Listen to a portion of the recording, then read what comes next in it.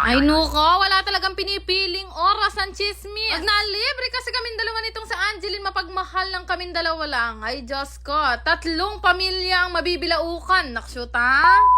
For today's ganap nga, nagkaayaan kami nito sa Angeline mapagmahal na maglinis nga dito sa aming bakuran. Agad na nga lang kami nakakapaglinis dito dahil meron nga kaming kanya-kanyang mga trabaho. Pero dahil malaki nga itong Bugay Farm, sinabi ko kay nanay, tulungan niya ako. Pero ewan ko lang kung matapos talaga kami nitong sa Angeline mapagmahal dahil bawat kaladkad sa damo, Diyos ko, iba't ibang pangalan ang nasasabi.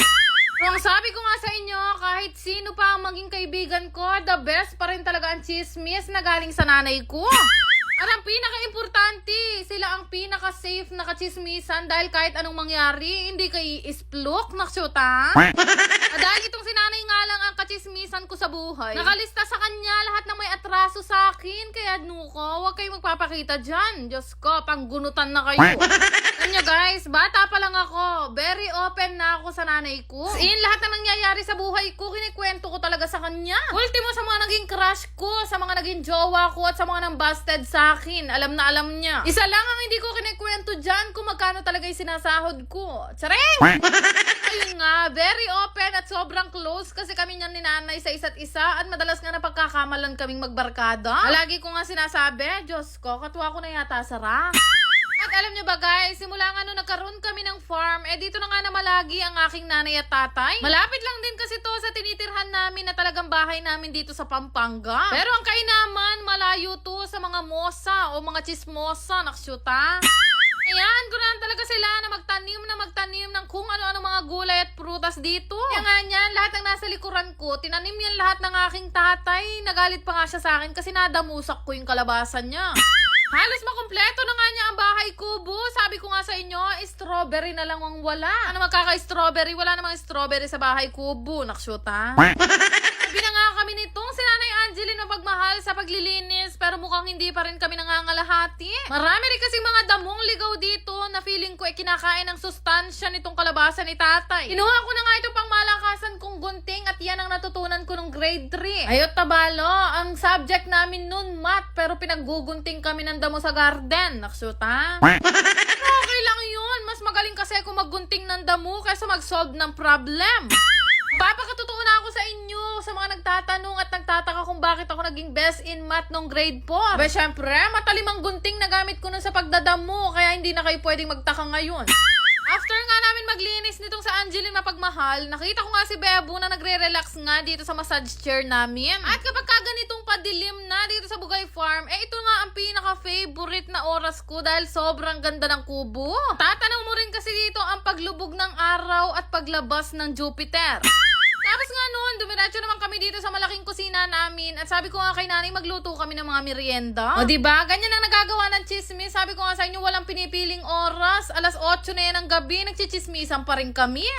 Tulong-tulong na nga kami, yung ilan dyan mga namalengki, tapos yung iba naman pinagluto ko. Fresh na fresh nga ang aming mga kuko galing sa bakuran, kami pa talaga ang pinagbalot ng cheese stick. Maya-maya nga rin, dumating na nga ang mga estudyante ng Bugay Farm, si Richie at si Apple. Alam nyo naman na nakatira nga sa akin si Richie Bells, kaya ilang araw na lang din ay iuwi na nga namin sila sa Pulilan. Pero fast forward, nung makatapos nga nun, dumating nga itong sa Angelo mapagmahal na meron nga bit-bit na nanoy niya. Inabot nga niya sa akin ang ubod ng laking upo. Hindi ko alam kung saan napitas dugo ng tatay ko yan. Kung sino man po ang nawawalan ng mahabang upo. O ayan, bit-bit ng tatay ko. Umubugal na nga ako kaya naisipan ko na rin maligo. At syempre, mag-i-spray tayo ng paborito kong pabango. Ito nga yung Priscia ng Mystery Scent. Check nyo lang siya bago nyo gamitin at may pagka-fruity na flora lang amoy niyan. Sa akin naman, 3 to 5 hours na ang tinatagal ng amoy at perfect na yan dahil sobrang mura lang din. Pagkatapos ko nga maligo, saktong-sakto dahil tapos na rin lutuin itong mga mimeriendahin namin pero mukhang dinner na din to. Luto nga kami ng squid ball, hotdog, cheese stick, kikiyam at syempre hindi pwedeng mawala ang fish ball na nasa bathtub.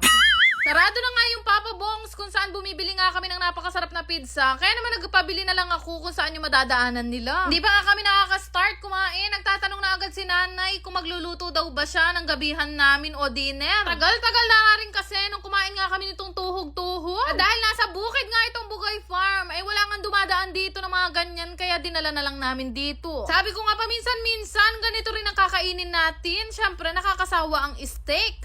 Loko. Ay, charis lang po yun. Hindi ko nga alam ang spelling nun. Nakikita nyo naman sa mga vlog ko kung ano yung madalas naming ulamin dito. Panedagis. At hindi kami pwedeng kumain ng steak dito sa Bugay Farm. Unang-una, may rayuma si Bebo. Naksuta. Hirap talaga kapag ka may rayuma ang kasama mo sa bahay. Pati ikaw, damay, hindi ka pwedeng kumain ng baka. Pero sa kabilang banda, okay na okay rin. Kasi wala namang kaming pambili nun. Kaya naman kung tatanungin ninyo kung meron nga bang Disney princess na kumakain ng fishball, ay syempre naman. Sabi ko nga sa inyo, sa lahat ng Disney princess, ako ang pinakakakaiba. Dahil mamayang bagya, mahahati na niya ng katawan ko sa dalawa. Naksyuta? Salamat! Hi guys! Gusto ko lang i-share sa inyo itong pinaglilibangan ko ang laro. Ito nga yung apaldo. Una sa lahat, ito ay mahigpit na ipinagbabawal sa bata at ito ay libangan lamang. Lalaro ko lang to kapag ka may extra at may free time ako. Kaya kung wala kayong extra dyan, huwag nyo nang isakripisyo. Kaya nga niyan, naipon na nga dito yung napanalunan ko at umabot na nga ng 18,000. Ito nga, Super Ace ang kadalasan ko laruin dito kasi malaki talaga akong manalo. Usong-uso kasi ito ngayon, kaya naman sinubukan ko rin at legit malaking ang manalo. Kaya nga niya, na-scatter ako at bawat spin minsan umaabot talaga ng libo-libo. Hindi nga yan mahirap laruin, pindot-pindot ka lang tas magugulat ka. Malaki na pala yung napanalunan mo. Kasi kahit ako, minsan nagugulat talaga ako ng bongga. Pero ayun nga, play responsibly. Pero sa laro, hindi naman palaging panalo. Natatalo din ako. Pero ngayon, tingnan nyo ganyan, kalaki yung napanalunan ko. From 18,000, 22,000 na siya ngayon. Dahil dyan, lahat na magre-register sa link ko na nasa comment section, magkakaroon kayo ng ayuda sa akin. Go!